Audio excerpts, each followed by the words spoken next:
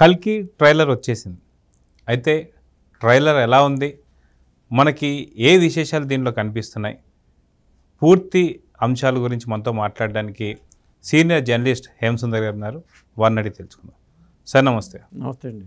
Sir, కల్కి ఎంతగానో ఎదురు చూస్తున్నాం. అది కాక May 9 రిలీజ్ కావాల్సింది కాస్త పోస్ట్పోన్ అవుతూ వస్తుంది. మొత్తానికైతే ట్రైలర్ అయితే రిలీజ్ అయింది. ట్రైలర్ చూసిన తర్వాత మీకు ఏ అంశాలు నచ్చాయి, ఏ అంశాలు నచ్చలేదు అనుకోవచ్చు? ట్రైలర్ చూసాకైతే నాకు హాలీవుడ్ సినిమాలు అయితే గుర్తొచ్చినాయండి. తెలుగు సినిమా చూసినట్టుగా నాకు అనిపించలే.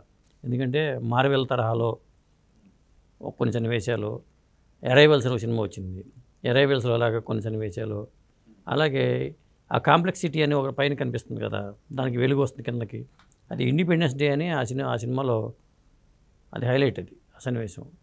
కాబట్టి నాకు అవే గుర్తొస్తున్నాయి తప్పితే ఈ కల్కికిను వీటికి నాకు నేటివిటీ ఏదో మిస్ అయినట్టుగా అనిపిస్తుంది.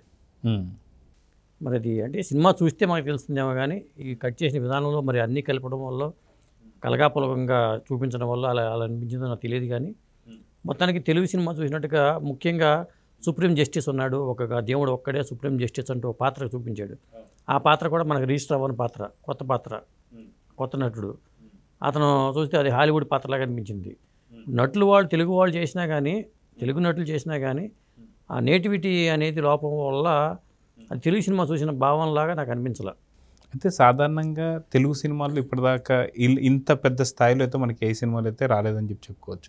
అయితే పూర్తిగా చెప్పుకోవాలంటే ఇక్కడ కల్కి వచ్చిన దగ్గర నుంచి కూడా ఒక భారీ స్థాయిలో, అదిగాక భారీ ప్యాడింగ్ కూడా చూసుకుంటే దీంట్లో అమితాబ్ బచ్చన్ గారు కావచ్చు, అదిగా కమల్ హాసన్ గారు కావచ్చు, ఇలానే ఇంకా చాలామంది పాత్రలు మనకి దీంట్లో కనిపిపోతున్నాయని చెప్పేసి, అదిగాక డైలాగ్ స్టార్ట్ అవ్వడమే మనకి రాజేంద్ర ప్రసాద్ డైలాగ్తో స్టార్ట్ అవుతుంది. అయితే ఇది తెలుగు సినిమా లాగా మాత్రం లేదు, ఖచ్చితంగా హాలీవుడ్ రేంజ్లో ఉందని చెప్పేసి అయితే అంటున్నారు. నిజంగా తెలుగు సినిమా ఇండస్ట్రీలో ఇది ఒక హాలీవుడ్ రేంజ్ మూవీ అంటే ఏమంటారు? ఇప్పుడు ఈ భూమి మీద మొదటి నగరం కాశీ అని చెప్పుకొచ్చాడు, చివరి నగరం కాశీ అన్నాడు. అంటే మిగతా నగరాలన్నీ అంతమైపోయినాయిగా అనేది చాలా ప్రశ్నల్ని మిగించింది నాకు ఈ ట్రైలర్ చూస్తే.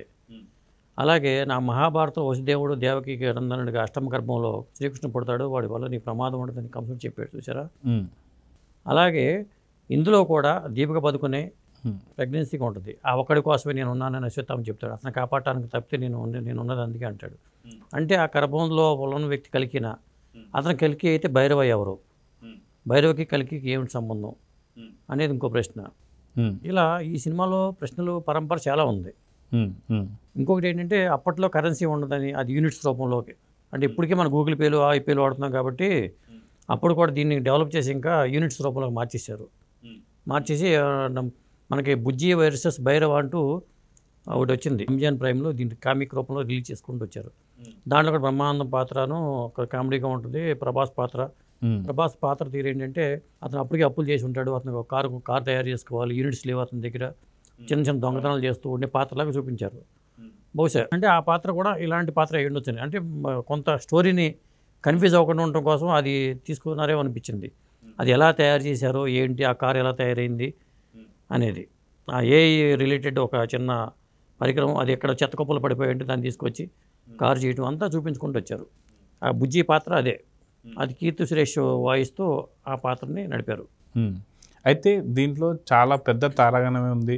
విజయ్ దేవరకొండతో పాటు ఇంకా చాలామంది, అంతకుముందు కూడా కొన్ని వార్తలు కూడా వినిపించాయి. ఏంటంటే ఆర్జీవి గారు కావచ్చు, లేదంటే రాజమౌళి గారు కావచ్చు, వీళ్ళందరూ కూడా మనకి దీంట్లో కనిపిపోతున్నారని కొంత టాక్ అయితే వినిపిస్తుంది. దాని మీద మీ అంచనా? అంటే ఇది 6000 కథ, 6000 సంవత్సరాల కథగా చెప్తున్నారు వాళ్ళు.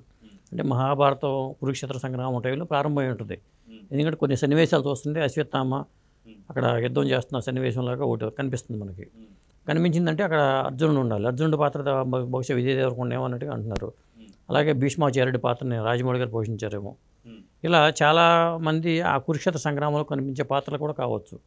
అంటే ఒక శక్తి రాబోతుంది, 6000 సంవత్సరాల క్రితం ఆ శక్తి ఉంది, మళ్ళీ వస్తుందంటే ఆ శక్తే కలికి భగవాన్గా వస్తుందని సుప్రీం జస్టిస్ అనే ఆ పాత్రధారి చెప్తూ ఉంటాడు.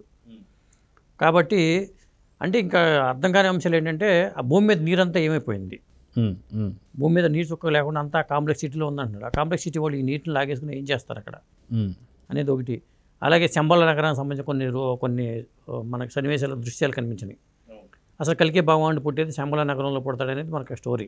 హిమాలయాల్లో కొంతమంది యోగులకు మాత్రమే శంబల నగరం కనిపిస్తుంది, మిగతా వాడికి ఎవరికి కనిపించదు. అని చెప్తూ ఉంటారు. ఆ నగరం చంబలలో పుట్టే భగవానుడే కల్కి భగవాన్ అని చరిత్ర చెప్తుంది.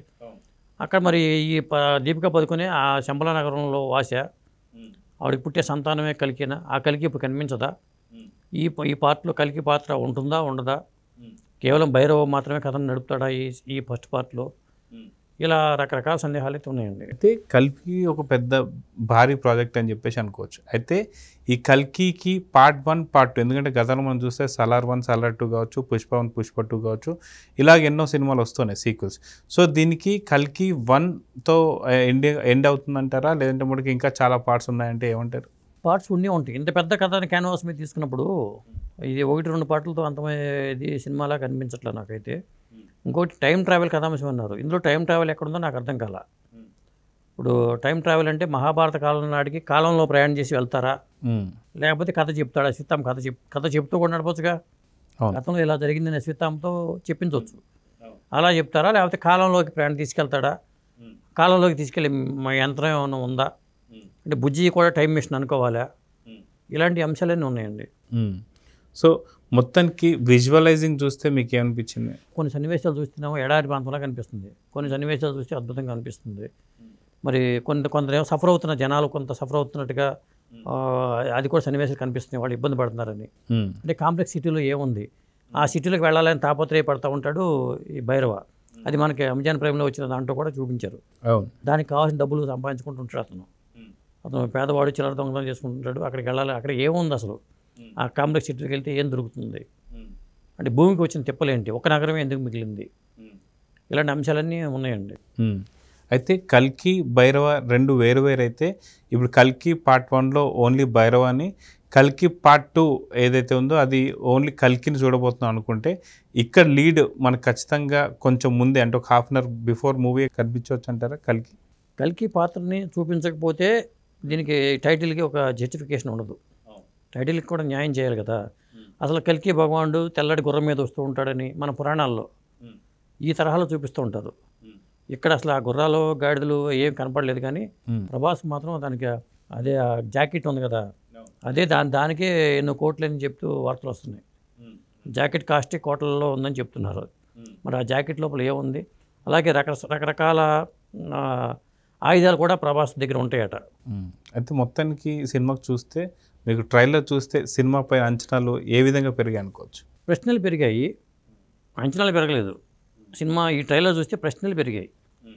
అది ఈ కథ అక్కడి నుంచి ఇక్కడికి ఎలా నడుపుంటారో, దీనికి ఉన్న సోల్ ఏంటి, ఒక సోల్ అంటూ ఉండాలి కదా, ఆ సోల్ మిస్ అయితే దీని పరిస్థితి ఏంటి, ఇవన్నీ నాగశ్వినం దీనికి న్యాయం చేశాడా, లేదా రాజమౌళి లాగా మనం కూడా రాజమౌళికి బాహుబలి ఎలాగో నాకు కూడా ఈ కలికి అలా ఉండాలని తపంతో తీశారా, ఆ తపన్ని రీచ్ అవ్వడానికి ఆయన ఎంతవరకు సక్సెస్ అయ్యారు, ఇలాంటి అంశాలన్నీ చాలా ఉన్నాయండి దీంట్లో.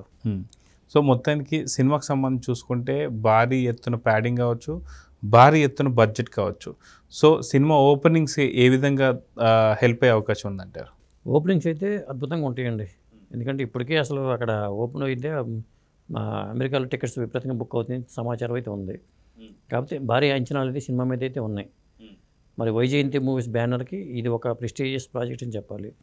ముఖ్యంగా మహా కురుక్షేత్ర సంగ్రామంలో వాళ్ళందరూ దేహాలని చనిపోయి ఉంటే అక్కడి నుంచి శ్రీకృష్ణ పరమాత్మ వైజయంతి వాళ్ళ బ్యానర్ మీద ఇంటీరియర్ బొమ్మలాగా ఉంటుంది కదా, అది చూపించుకుంటూ పాంచజన్యం పూరిస్తున్న శ్రీకృష్ణ కనిపిస్తూ ఉంటాడు. అక్కడి నుంచి కథ మొదలుపెట్టి మనకు ట్రైలర్లో స్టార్ట్ చేశారు. అలా మరి రాజేంద్ర ప్రసాద్ పాత్ర ఏంటి, మరి అమితాబ్ గారి అశ్వత్థామ పాత్ర, ఆయనకున్న మణి, దాని వెనుకున్న కథ, ఇవన్నీ చాలా అంశాలు ఉన్నాయి. మరి అశ్వత్థామని ఆ కుర్రాడు ప్రశ్నించడం కానీ, అలాగే ఇది మరో ప్రపంచం ఉందంటూ కమల్ హాసన్ పాత్ర చెప్పే కమల్ హాసన్ గెటప్, మరి ఆ గెటప్లో చూస్తే కమల్ హాసన్ చేయాల్సిన అవసరం లేదు, అది కమల్ హాసన్ కాదేమని అనుకునేలాగా గెటప్ ఉంది. మరి అన్నప్పుడు కమల్ హాసన్తో ఎందుకు చేయించాలి అనేది ఒక సందేహం. ఇలాంటి అంశాలు చాలా ఉన్నాయండి.